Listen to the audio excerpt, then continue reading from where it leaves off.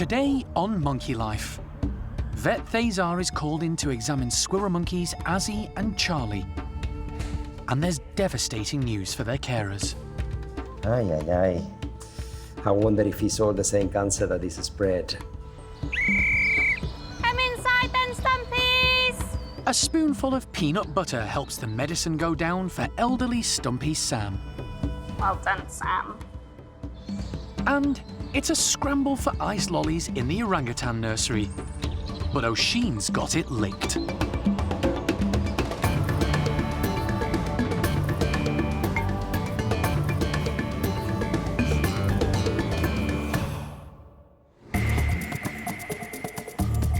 Monkey World in Dorset, buried deep in the English countryside, is the largest sanctuary of its kind on the planet. The team, led by Dr. Alison Cronin, rescue and rehabilitate abused and unwanted primates from all over the world. Everybody's well aware that they need to be looked after carefully.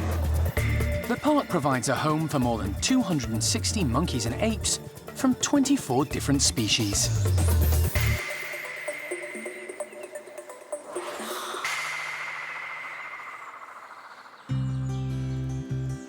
The park has 8 squirrel monkeys, split into 2 groups.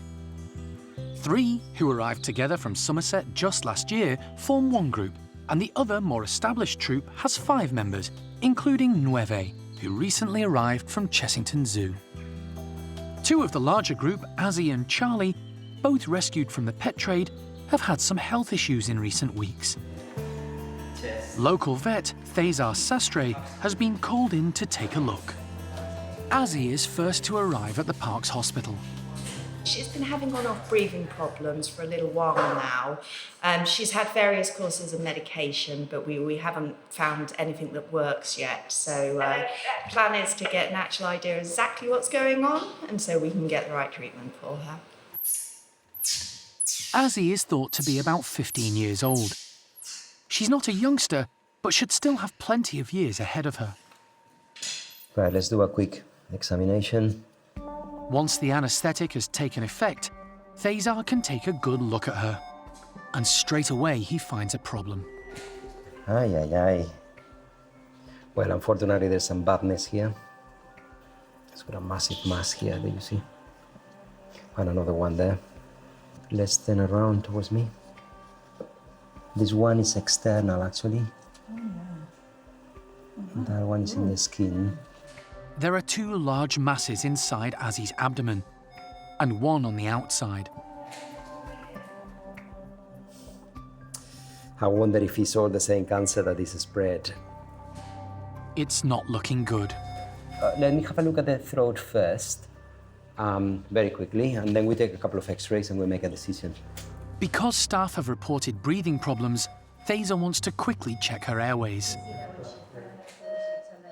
Okay, so again, larynx is fine. Really bad teeth. That's fine. There's no tumors or anything in there.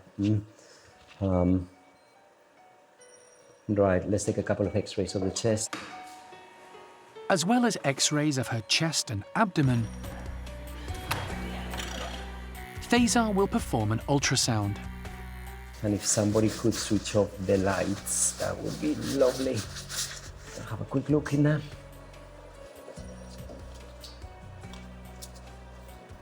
So that's one of the masses in there. It's just in front of the bladder. 1, 2 masses there. Could be ovaric tumors, could be uterine tumors. Certainly, I thought initially it was the kidney, but it's not. I can see the kidney there. An examination of the x-rays confirms what Thazar has already seen on the ultrasound scan. And actually, you can see the masses here in the x-ray as well. Look, these 2 things there. It's a blow to the team who look after Azzi. She's been eating normally, and her mobility is still good, so they were cautiously optimistic.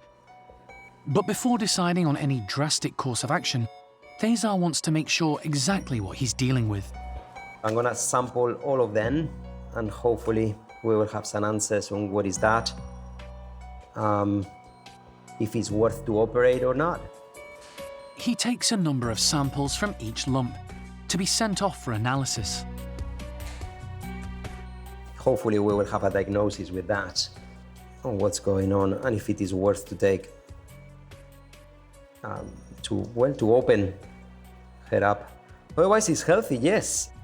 Thezar is happy for Azzi to return to her group for now, but the team will be monitoring her closely in case she deteriorates.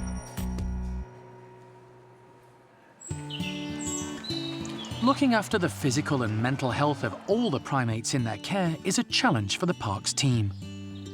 When it comes to finding new ways to keep the residents busy and interested, the bright and often boisterous chimps are in a class of their own. Today, Butch and his group of 13 bachelor boys are being tested. The keepers have hidden nuts and seeds inside specially designed puzzle cubes, woven together using tough hosing. The chimps will have to put in some effort to get at the treats inside.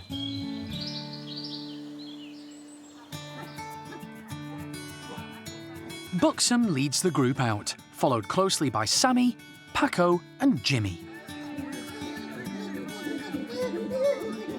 The sight of the puzzle feeders leads to a lot of excited hooting.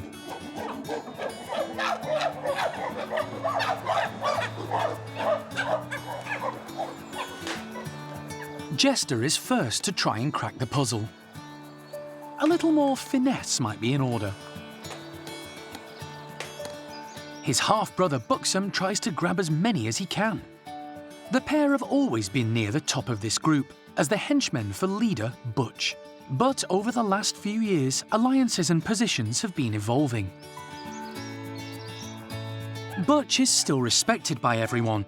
Mid-ranker Rocky readily gives up his cube to the old-timer. But Paco has been sharing some of the leadership duties and making regular impressive displays. He's a fair, dominant male liked by everyone.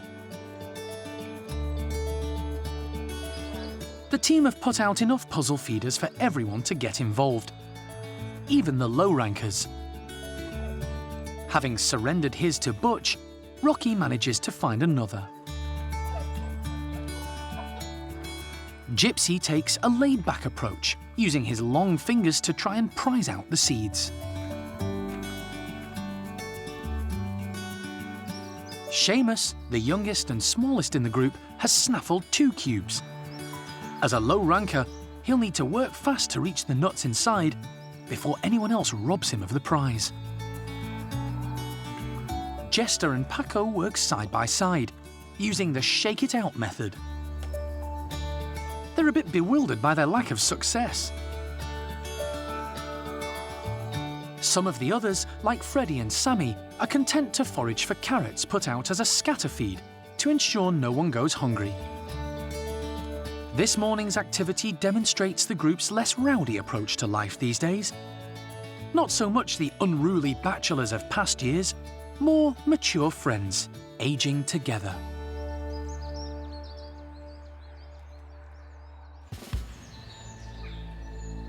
It's been a busy morning at the park's animal hospital, and the next patient on Vet Thezar's list is another squirrel monkey, 10-year-old male Charlie, a lively character rescued 7 years ago from terrible conditions at a London car wash.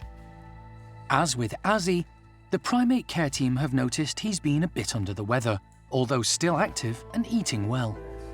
Charlie has generally lost weight and condition over the last sort of month, so we're a bit concerned. We've done some tests on him and found that he's got blood in his urine, so we want to find out exactly where that's coming from.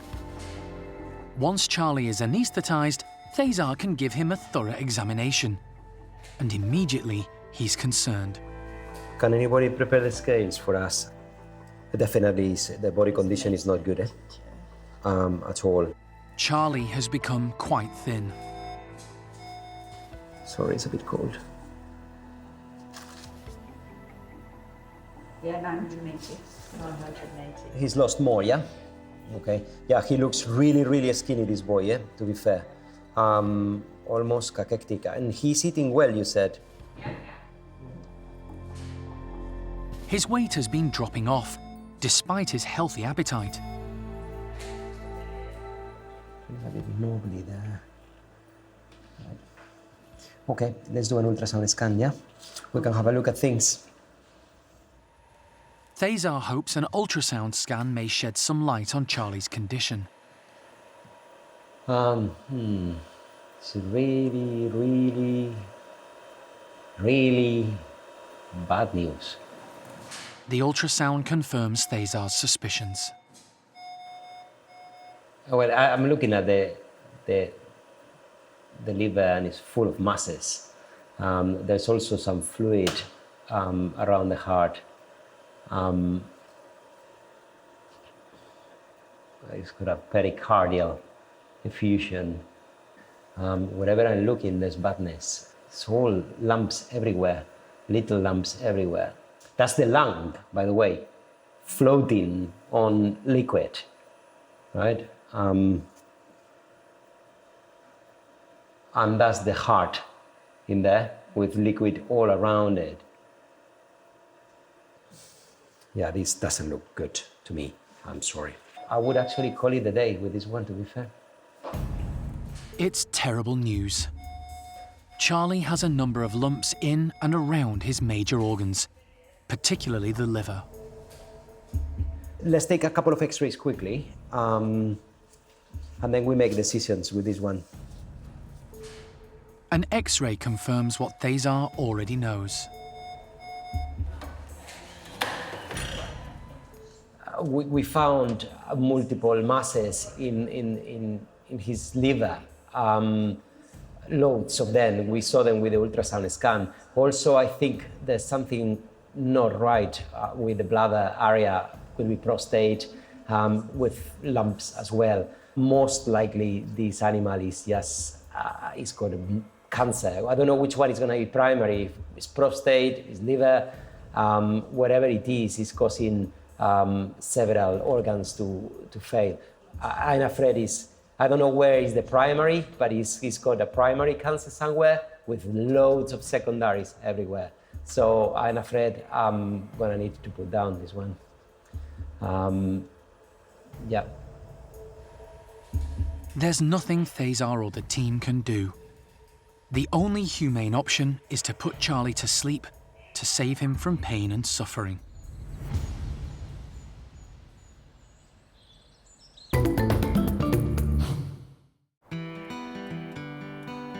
With more than 260 primates already at the park, plus regular new arrivals, the pressure to rebuild, repair and redesign the many enclosures that house the 24 different species is never-ending.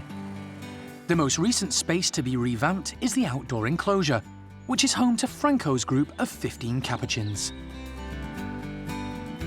We've added a lot of height to it, which is great. In the wild, these guys live and spend most of their time up in the trees, so that's really, really good. It means we can have higher feeding points as well, which means, again, we can spread the food around for a lot of the group. And in Franco's group, because we've got a lot of younger individuals in there, we've got less static furniture and more movable furniture.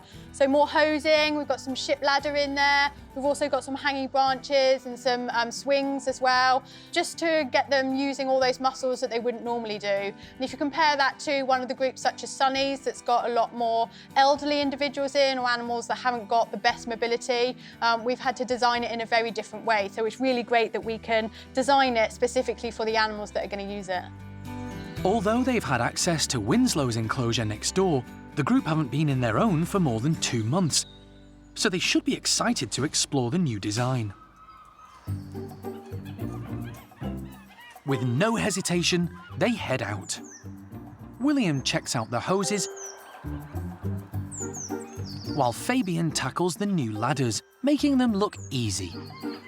Female Frida takes the opportunity to grab a snack on the new cargo net, before deciding where to explore next. There are 5 males and 10 females in this group, led by alpha male Franco. He's absolutely amazing. He's probably one of our best alpha males that we've got. He kind of actually knows what he's doing a little bit. The females absolutely love him and they do 100% support him. If there's any major disputes in the group, then he will go and sort it out. If there's the odd squabble, he'll just leave them to it. But yeah, he is totally supported by his band of females, which is really important for him. Capuchins are extremely clever, which means they need a lot of stimulation to keep them interested. Elvira uses her prehensile tail as an anchor to balance, enabling her to run and carry food simultaneously. Elisa confidently heads high to search for food, unfazed by one of the new pulley feeders.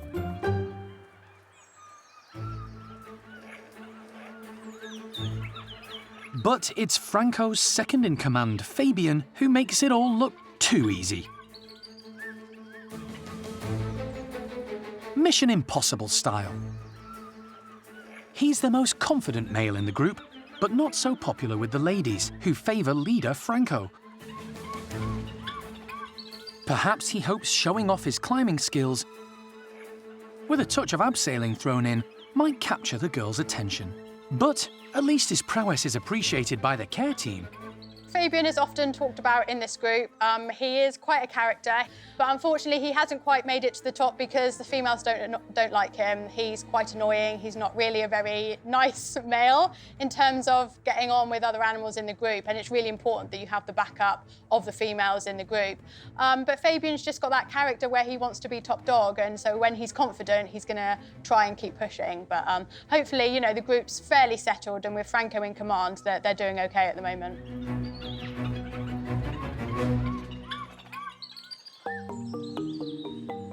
The capuchins might be some of the most energetic primates at the park, but over at the Stumpie house, primate carer Sean is preparing medication for one of the least active. The group's leader, 32-year-old Sam. It's been a few days since his dental operation to remove an infected and rotten canine, which had resulted in an abscess on his face. It was a fairly long operation, and due to his age and past history, an even longer recovery time. To aid his rehabilitation, he's on a course of drugs. He's got a few different medications now to help him through. He's got an antibiotic, he's also got an anti-inflammatory, some pain relief, and then also some medication to help his stomach to deal with all the drugs that he's been given. The group is made up of 8 mainly elderly individuals. They all need a variety of supplements to help them along, and the team stick to a rigid routine when it comes to administering them. Come on then,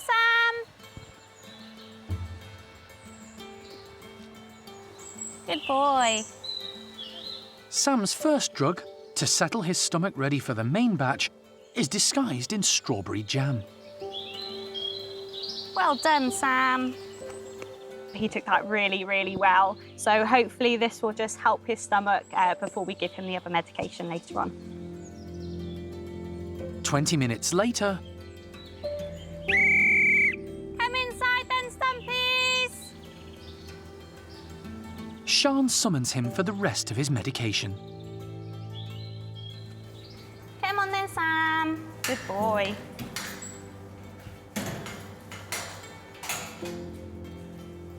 But first, she needs to disguise it. Sam. Some of the medication that he's on really doesn't taste very nice, so we have to try different items just to see what covers up that taste the best. At the moment, he's having some pain relief, and he's taken it really well in a bit of peanut butter jam on a piece of Brivita.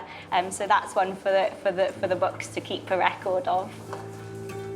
Considering what he's been through with his recent dental operation, his past trauma as a laboratory animal, plus his age, Well done, Sam. it's remarkable Sam has recovered so well and kept his place as top man in the group. At the moment, he's back to his normal self, which is great to see. He's definitely picked up his speed again and got his strong legs back.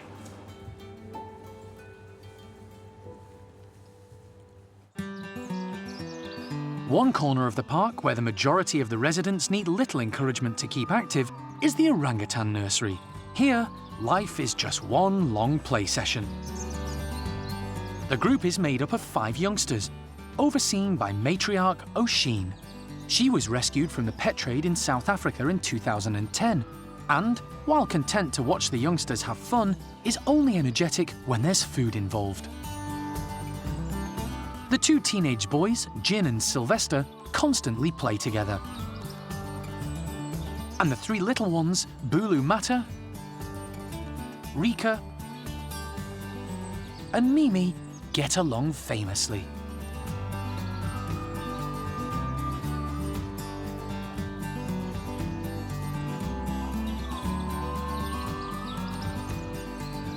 Today, on a lovely sunny morning at the park, the nursery pals have been given an unusual mix of branch-cut browse and ice lollies. There's plenty to go round, but Oisin, true to form, grabs more than her fair share. The newest member of the group, 2-year-old Mimi, has secured a place in Oisin's affections, and she's not afraid to exploit it.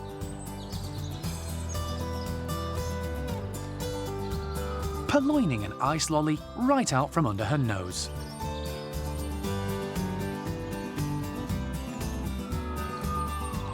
Then, Jin does the same. Oisin is becoming more tolerant of the youngsters in her care.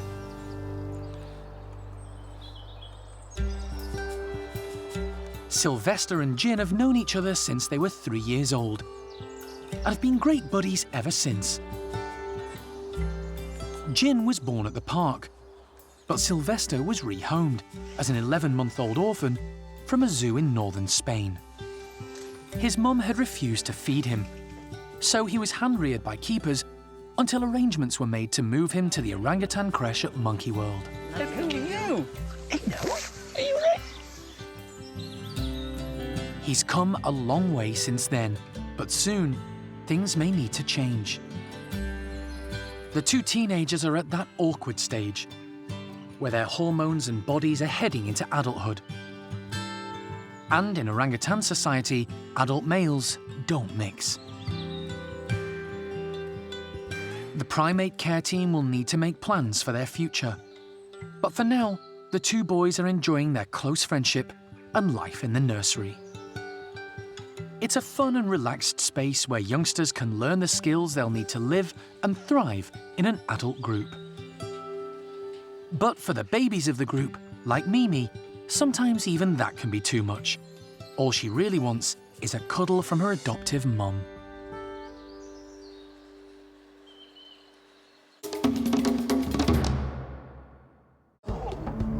Next time on Monkey Life. Marmoset Ruby gives birth, and it's a bit of a shock for the care team. A massive surprise, we have 4 of them, and another massive surprise that all 4 actually are looking pretty good at the moment. Plus, the squirrel monkeys become one big family.